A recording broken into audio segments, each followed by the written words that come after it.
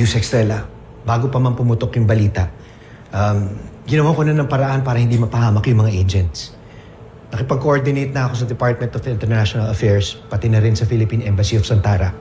Pero ang problema, walang gustong umako. Lahat sila natatakot mauwi sa diplomatic nightmare operation. Hanggang ngayon, nagtuturuan pa rin sila kung sino dapat unang kumilos.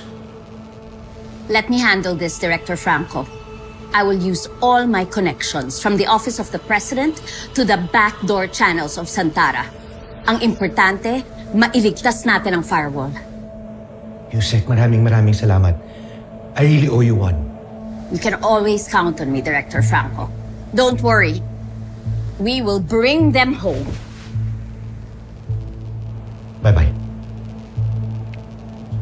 Glo, can you fix my schedule? Find me the first flight going to Santara. Not tomorrow, today. Yes, sir. At kayong dalawa, hindi pa tayo tapos. Kapag ligtas na nakauwi ang firewall, doon natin pag-uusapan yung kasalanan nyo sa akin. Kung di kayo nagsinungaling sa akin, hindi sana mapapahama at mapupunta sa sitwasyong to ang firewall.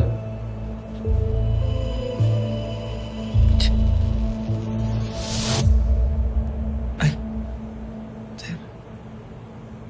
Inumin mo na.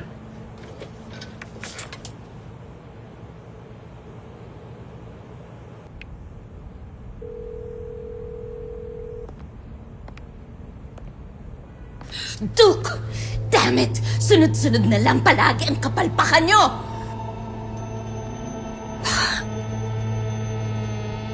Enough!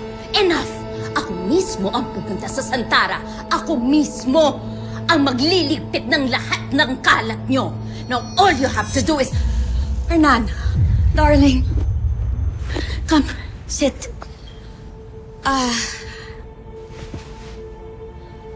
Teka lang.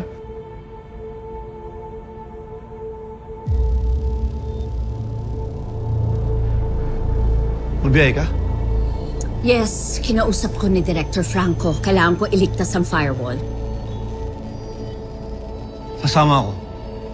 No, masyadong delikado. I'm going there on an official government mission. That means bibigyan ako ng security ng embassy. Ikaw wala. Anak ko si Isa.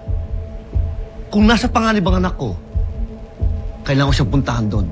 At kung doon ang punta mo, hindi kita hayaang bumiyahe doon mag-isa.